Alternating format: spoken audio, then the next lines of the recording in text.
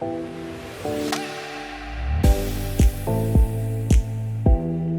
everyone, and welcome to another episode of Crush That Exam Success Stories. My name is Dr. Erica Liggins, licensed clinical psychologist and founder and CEO of the Crush That Exam program. I am so excited to share with you yet another story of someone who has overcome the EPPP exam so that you can leave feeling inspired. So let's turn it over to them. Can you please introduce yourself? Tell us a little bit about who you are and where you're located as well. Yeah. Hi, everyone. My name is Dr. Kim Lee. I am in the San Francisco Bay Area, and I have had a relationship with this exam for, I think it's going on to 4 years now, but that's okay. We're broken up now. Absolutely. You're done with this relationship and never going back. No, no. Um, yeah, it's been a journey, and I definitely couldn't have done it without my support system, my partner, my service animal who's now retired after this journey. Like immediately when I got to freedom, she decided she was just going to retire. So my service dog is now retired. She's living her best life in freedom too. And then of course, Oh, my coach, oh. couldn't have done it without you either. Happy to be on the journey with you and to see you through now to the other side. So let's get into the nitty-gritty. What was your journey like with this whole process prior to starting our coaching program? Yeah. Um, it was chaotic. I was not prepared for the exam at all. I felt like there was just so many options, so many ways to go, and I didn't really have much guidance. I had mentorship from like professors, previous supervisors, and things like that. Oh, you should use this material and this material and this material. And I was like, okay. So I got decision fatigue. I ended up going with AATBS for my first couple of attempts. It did take me 4 attempts to crush the exam. And so, yeah, it was chaotic. I used AATBS. It didn't really work for me. And I think that was part of the issue, aside from the fact that I don't think I actually was ready for myself to take Mm, the exam. Um, I think I was burnt out. yeah. I have gone to school like ever since I was in kindergarten up until graduate school. There was like no break in between. Um, Mm, so I think I hit a wall after I graduated and then had my postdoc and everything. And I just procrastinated on studying. I didn't have consistency. It was difficult to structure. Um, and I just felt really lost and overwhelmed. Um, so 2 years in, I did 2 attempts with AATBS, no coaching, no structure, nothing. And to be honest, I didn't really study that much. I think in total for prior to my first exam, I studied maybe like 10, 12 hours in total. My second attempt, I studied even less because I was just like beaten up. Um I felt overwhelmed. I felt like I had been beaten down by not mhm. passing the first time. And Yeah. so yeah, I didn't really study for that either. And then the third time I was in this place of complacency and inertia of not studying, freaking out, feeling like this exam was a burden, a gatekeeper, and I just all these negative intrusive thoughts, right? Of Um, course. yeah. Um, and so it was right before my third attempt that I was like, okay, maybe I need something different. Maybe it's time for me to just do this exam. And so like 2 months prior to my test date, I like sat down and I started note taking and I started really like practicing with the practice exams and went in and didn't really, you know, didn't feel like I was as crushed by the exam anymore. And I went in getting a much higher score. Mm. So yeah, it was freeing in that I didn't feel emotionally burdened by it. And I think it took a really long time for me to get there. Um, and then a month after, or 2 months after, my previous attempt, um, an alumni, who's one of my friends who I met in my program, she suggested you, the Crush That Exam program, and how she had success with it. And it was structured and it was everything that I was looking for. And I was like, you know what? Let's full send this. I'm gonna join. I don't care what it takes. Like I'm ready to crush it. And that's what brought me to Crush That Exam. Yeah, and your story is like so many, right? Like the chaos, the lack of structure, also burnout, just oh God, by the time we get to this, we're so exhausted and we just feel pushed to like keep moving forward. And sometimes we don't always give ourselves maybe that break and self-care that we need because this is like a whole nother journey within a journey Mm-hmm. and that we really have to get ready for mentally, emotionally, hell, even spiritually too. It's like a whole Yeah. thing. And it really takes a lot to get ready for it. And so we often can find our first few attempts are chaotic, haphazard, and where we're just kind of throwing ourselves in there and it almost feels like we're throwing ourselves to the wolves in a way. Mm-hmm. But what's so beautiful is that somewhere along there, a friend helped you out and shared with you something that could help. And it sounds like the structure and the all-encompassing support that this program offers really drove you Yeah. to be like, you know what, let me give this a try. Yeah. I think the biggest downfall of before Crush That Exam, the pre-Crush That Exam era of myself and studying, was that I was really isolated. I Hmm. felt really trapped in in the studying and trapped and lost in feeling trapped, right? Because there was no guidance, because there was no structure, and because it was all on me at that point. Not that, anyone who knows me is like, she's like overly organized, she's overly symmetrical, she's overly everything. But when it came to this exam, that was just the complete opposite. I just didn't know what I was doing. Yeah. And it was the networking, the parallel study or now co-working sessions, right? The uh the group coaching, just knowing that whatever I was struggling with, someone else out there, as morbid as it sounds, is also going through Yeah. something similar, right? But then it also feels like, okay, I'm not alone. I don't need to worry about struggling through this by myself. And as people in our profession are, like we also love caring for other people. And so that helped fill my cup too, is to be a part of other people's journeys.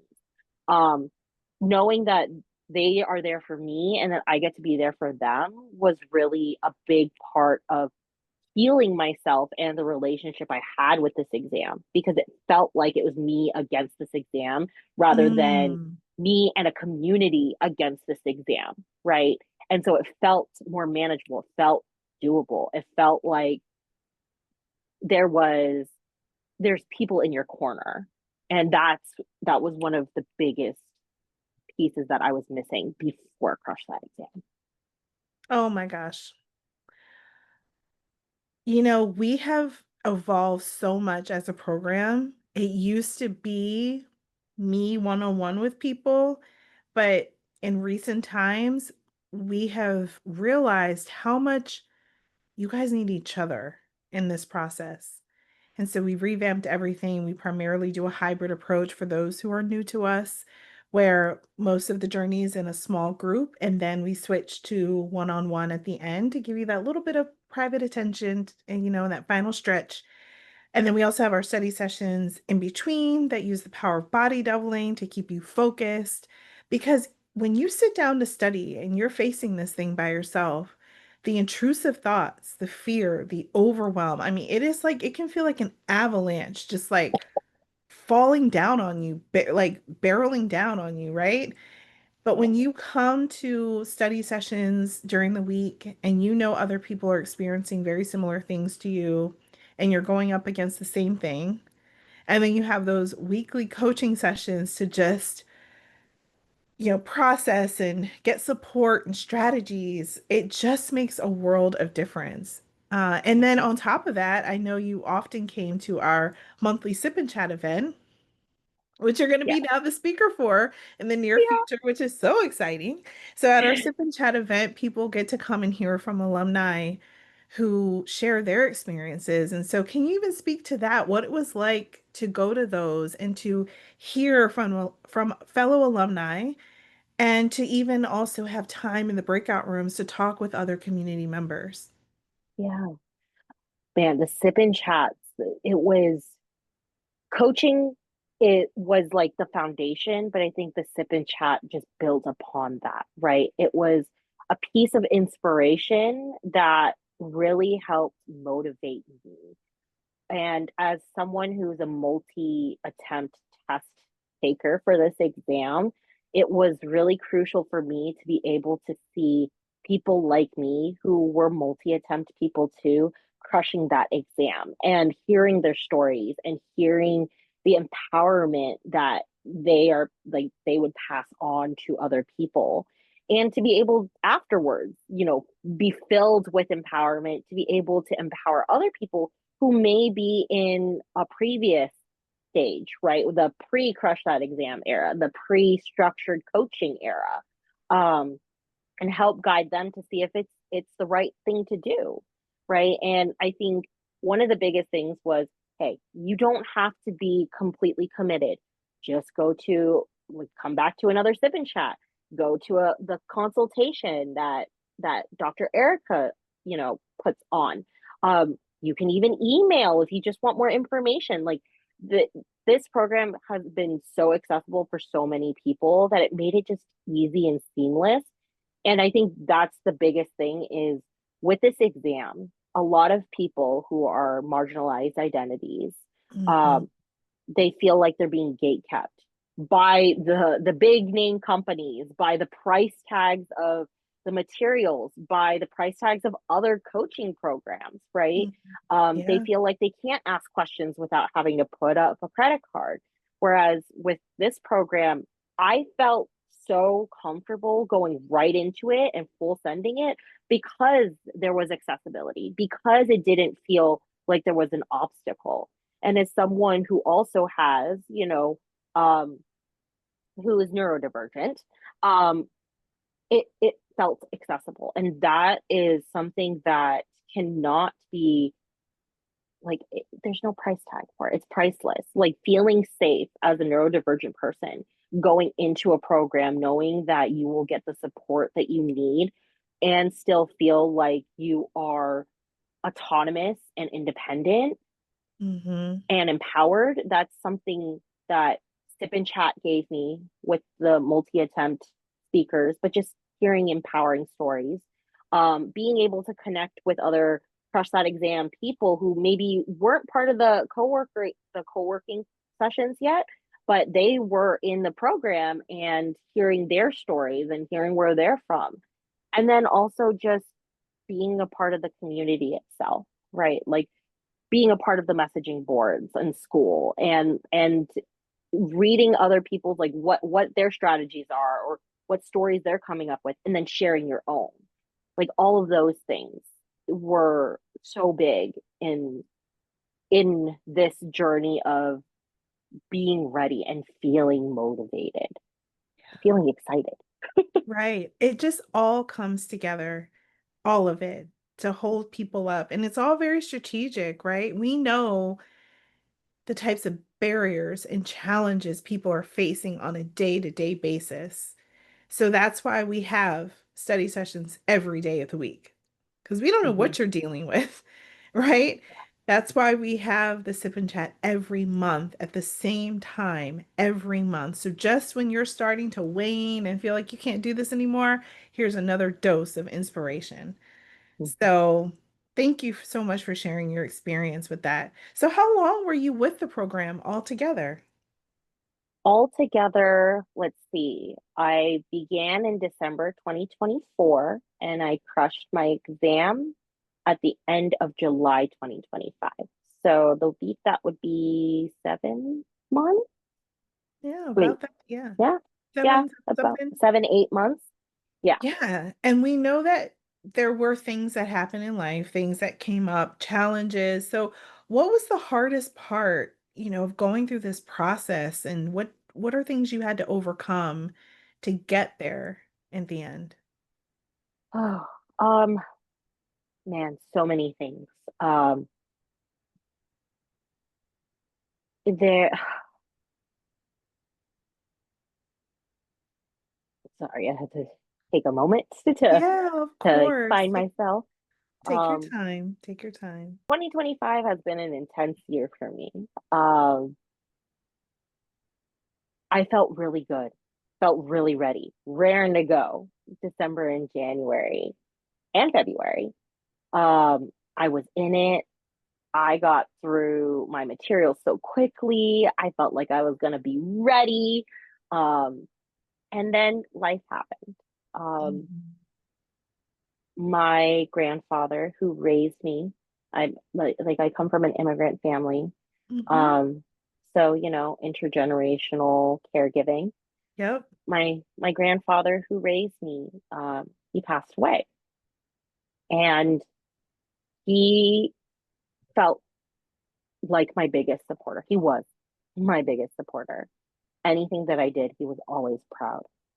Um, and part of what put wind in my sails in December was the fact that I was finally ready, and he was still here, and he was here, and I'm ready, so I can pass this, and he's going to be here with me. Mm. Um, but in January, we were told that he was really sick and he only had a short amount of time to live. And I was like, you know what? That's okay. I can do this. It's going to happen. And so when he passed away in March, it was as if everything went still, and Yeah. it just took everything out of me. And well, Erica was with me during that. Um, she saw it. She knew, and so did my coaching group, right? Like Yeah, your my group, cohort. my cohort. They saw it. The Kim that loves to study was no longer there, and it was really hard because a part of my identity was always like, I'm a good student, I'm a good studier, like I love studying. That's something that I actually really enjoy. Once I'm in, I'm focused.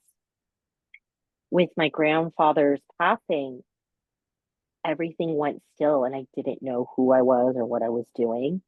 And I think the first, like, not the first obstacle, there's obviously other obstacles, but one of the largest obstacles that I had to overcome was during that time of being okay and accepting that I needed time to grieve, Yep. and just Absolutely. fully accepting that.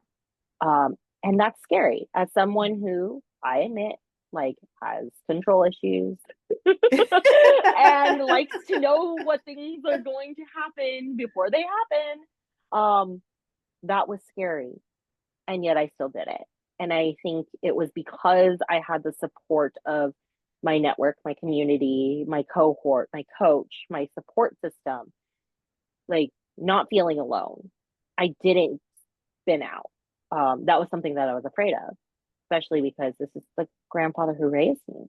Of course. Um, so I took that time, um, took a pause, didn't study, and I had to reframe it. I was like, in order to study, you have to take a break. There's no Mhm. pushing through this, and that's studying in itself. You're preparing. That still counts. And so I did. And then, there was another death in my family 10 days later. So again, I extended that grief because I said, you know what, it can't happen. I just need to be accepting of the timeline, and the timeline is what it is. There is no, right? Yep. It's on my time. Hmm. Um, so really just trusting myself and trusting the process. That was a constant obstacle that had to continue to happen, through my chronic illness flare ups, through grief, through just everyday life, and living with my in-laws who are also immigrants, right? And handling and maintaining relationships and friendships and my own personal boundaries in life. Those were all things that I had to learn. And it's not just learning, I actually healed. There was a lot of trauma that was around that and Mhm. was obviously triggered by having to sit with these materials, right? Mm. But the journey was the healing. The obstacles were part of that journey to healing. And yeah, it helped me get to my freedom place. Everything you said, people are going to resonate so much. Like, we have people in our community who have dealt with loss during this process, who have dealt with all sorts of setbacks and challenges, people who are dealing with physical disabilities or chronic illnesses. Um, Everything that you went through, so many people in our community are currently experiencing these things.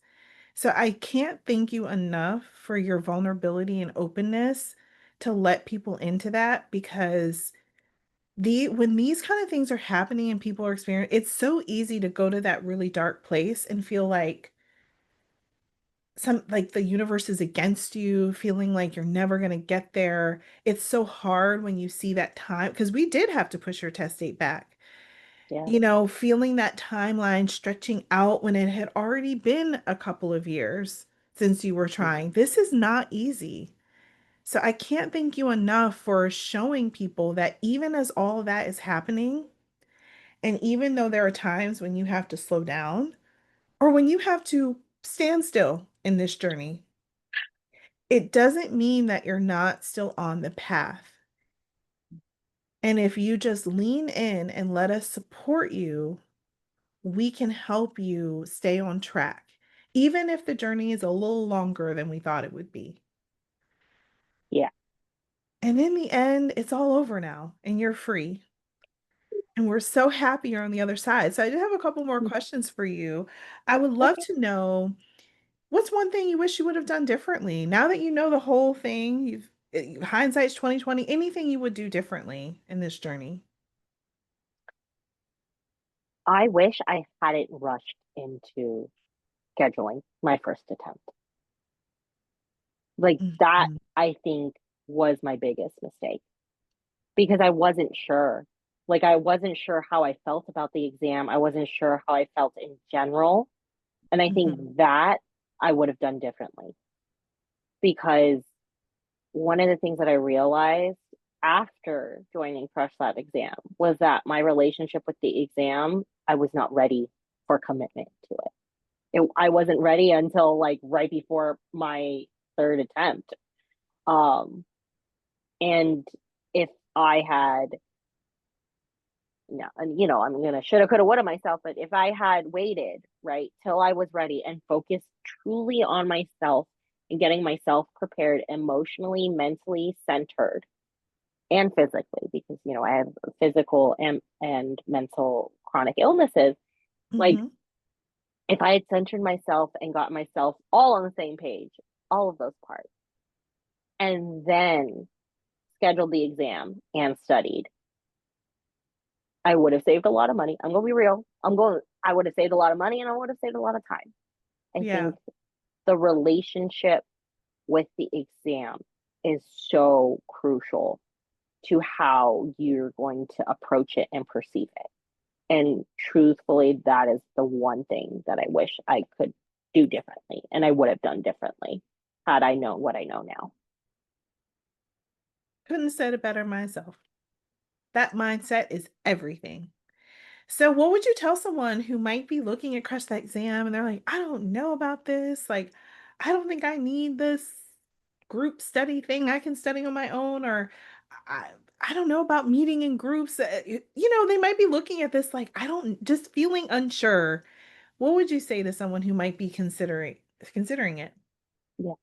As one of those people who quite literally said to Dr. Erica You in I did. think it Yep. was the Q&A, Yep, you I did. don't know about this group thing. Like I don't do well in groups. I don't like I talk, but like I'm constantly uncomfortable the entire time I'm talking.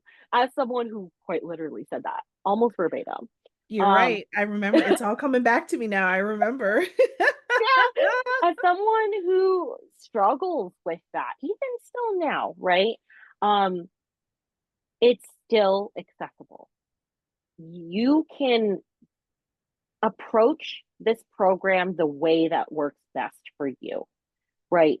And I think that is the power of this particular program. It is accessible to people who are neurodivergent, to people who have chronic illnesses, who constantly flare up, like me. Like I am one of those people. People who have dramatic, eventful lives, like me. Um, it is accessible. And as someone who also like provides structure to everyone else, but then for some reason never leaves enough structure for themselves, provides structure. You can go into this trying out different things. You can do a Q&A and a sip and chat. And then maybe join the site co-working because you get free hours to try out the co-working, right? Give it a try. Again, accessibility. It doesn't require money to attend these things. It just take a little time. And if you're not ready with the time yet, you know that these resources are available, right? Giving a little bit of time doesn't cost a thing, right? In terms of upfront, no credit card needed. I know I sound like an infomercial now, but it's true. Like, and that was part of the reason what made it so easy for me to say, yes, this is the program for me. Because I was able to truthfully sit down, talk to people who were in it, have been through it, and also the coach directly. Like no holding back. Like I could be direct and ask my questions and get answers. There's honesty in it and an authenticity that sometimes gets lost in big big name companies like the EPPP prepares, right? Like they have coaching options, but things get lost because it's just so cookie cutter. With this exam, you you get to make it your own, right? Within reason and whatever works with you. And again, like as someone who has all of the the disadvantages that could come with life, right? Um being a queer East Asian woman with physical and psychiatric disabilities, like this program was everything I needed and more. And I share that genuinely and authentically because had I known that something like this existed 5 years ago, I would be in a different place. And I don't regret the journey. I don't. I genuinely don't because it's what I needed to do to get me here. Yeah. And at the same time, if you're listening to our conversation right now, you're hearing my story now, but you're in that place that I was in December before I joined this, just know that if you identify even a little bit like me and you're just a little unsure, if you are ready, then go for it because Mm. this is the most accessible program that I think exists on the market for someone who has all of the disadvantages that life can throw at them.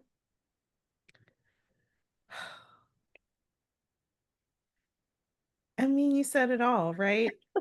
Like, and that's our hope is that when people come to us, a lot of times they have a part of their identity that they feel like is the thing that's going to keep them out or keep them from passing. Oh, I'm neurodivergent, I'm a person of color, English is my first language, whatever it is. But here you are holding many of those identities and circumstances, and you got through to the other side. So now that you are free from this thing, You have been liberated from EPPP. What is something you're looking forward to? Oh, um, oh, so many things. There's so many options. I think that's it. It's just I've been looking forward to this moment for so long that I felt like I had no other options. Like there was no options for left for me. But now that I'm in freedom, I'm in my free era, I Yeah. I have options and options are wonderful. Even though I get decision fatigue and I get overwhelmed by options, I Yeah, love I that I hear have that. them now. Yeah, both Um, professionally and personally. yes, definitely. I think to name specific, um, being able to practice on my own and being able to be an individual supervisor. In this Oh, journey, yeah. in this journey, I've realized like I love providing supervision. Um, so leaning into that and doing consultation and continuing to build that network of very like authentic care that our community needs. I think being able to do that independently, not that I haven't been doing it independently is so empowering. And the thing that I'm looking forward to the most once I get my number. And it's coming. It'll be here before you know it. Yeah. Oh my gosh, Kim, this has just been amazing. I feel so grateful to have been on this journey with you. I feel like I watched like a flower just bloom right in front of me. So, thank you for allowing us to come along for the ride with you. And now that you're free from this thing, we just wish you tons of joy, relaxation, and lots of new opportunities. Thank you so much. And it's been such a joy being a part of this community. And I'm looking forward to helping grow this community and paying it forward because there's nothing like it out there. I can promise you that.